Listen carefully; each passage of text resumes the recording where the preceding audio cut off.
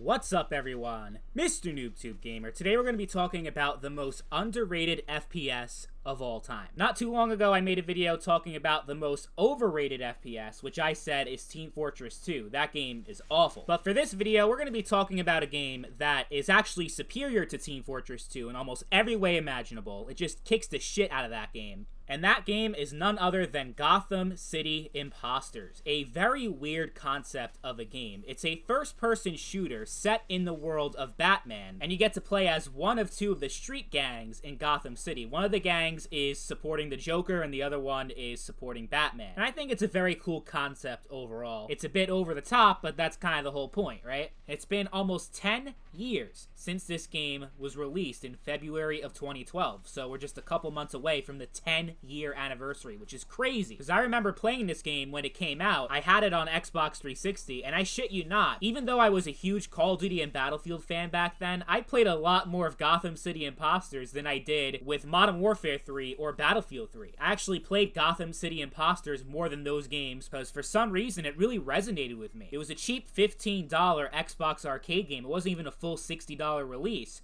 But I got so much more out of that game than most of the games I was paying $60 for. Definitely one of the most unique and interesting FPS experiences I've ever had. Like, you can't compare Gotham City Imposters to any other game. You can't compare it to Call of Duty, even though some people try to say, oh, it's just another COD clone. Like, this literally plays nothing like COD. Most of my subscribers are Call of Duty players. I'm sure most of the people watching can agree this ain't Call of Duty. But even Team Fortress 2, which I would say has the most in common with this game, still very different. The pacing in Gotham City Imposters is much faster than TF2. TF2 moves way too slow at a fucking snail's pace, and the gunplay in this game is way beyond TF2 by a mile. It's also better balanced, because in TF2 it's pretty much you're a sniper or you're fucked, basically. Or you can be a medic and actually help out your team, but that's pretty boring. Or you can just be an engineer and chill with a turret that just does all the killing for you. Unlike TF2, this game actually has good balancing. It's what I imagined TF2 would be if TF2 was actually a good game, while also being its own unique game. Between the gadgets and the weapon design, the map design, it's so creative. And you can really tell that the developers put a lot of love into this game. Especially it being a licensed game, they were able to do so many creative things with that license that you wouldn't even think of. I mean, whoever would have thought of a first-person shooter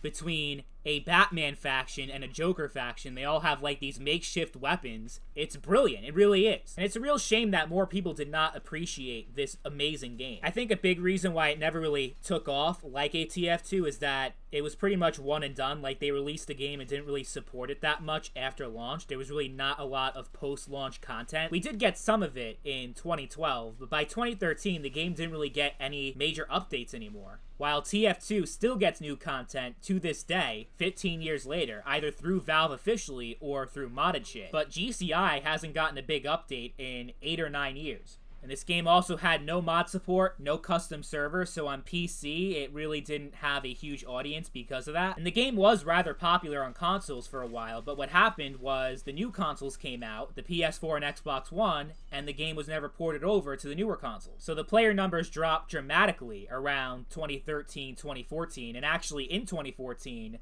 the console servers were shut down, while the PC version became free to play on Steam. So that's how the game is still somewhat alive today. If you play during peak hours, like in the mid-afternoon, I'd say like 4 o'clock Eastern, around that time, you can get full TDM lobbies, as you can see in the gameplay. Even though the game gets like 30 peak players on Steam, that's still enough to get a game going at least. But the weird thing is that this game was actually recently pulled from Steam, like a little bit over a month ago.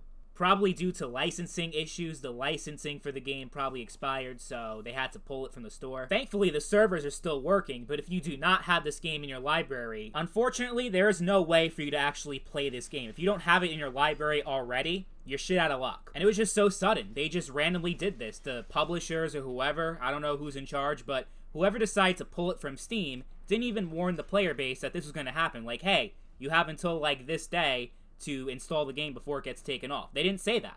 So if you never installed it ever before, then it looks like you missed out on it forever. I hope it doesn't stay that way. I hope someone finds a workaround to install the game even if they don't already have it in their library. And I also really hope that the servers don't get taken down, because this is definitely a game worth preserving. But you also would have figured if they were going to shut down the servers, they would have done that along with the game being delisted, but they didn't. So we'll see how that goes. I really don't want this game to be lost forever. It's such a good game. It really is. It's probably one of my favorite first-person shooters of all time. And it's such high quality that you would think a game like that would easily have like 100,000 players every single day. Well, you know, maybe not now, but back in the day when it was in its prime, you would think it would have been a huge game, but it never was. Nobody really talks about this game that much, even in a historical sense. Like, you know, oh, 10 years ago this game came out. No one gives a fuck, you know? Like, it's just one of those forgotten games. I'm thinking it would have done a lot better if, let's say, the game came out a year later when the new consoles were released, the PS4 and Xbox One, and was a free-to-play game for those consoles. Maybe it was just an issue of timing. The game came out at the wrong place at the wrong time. You know, if you look at Splitgate, for example, that's a recent game that was pretty dead for, what was it, a year or two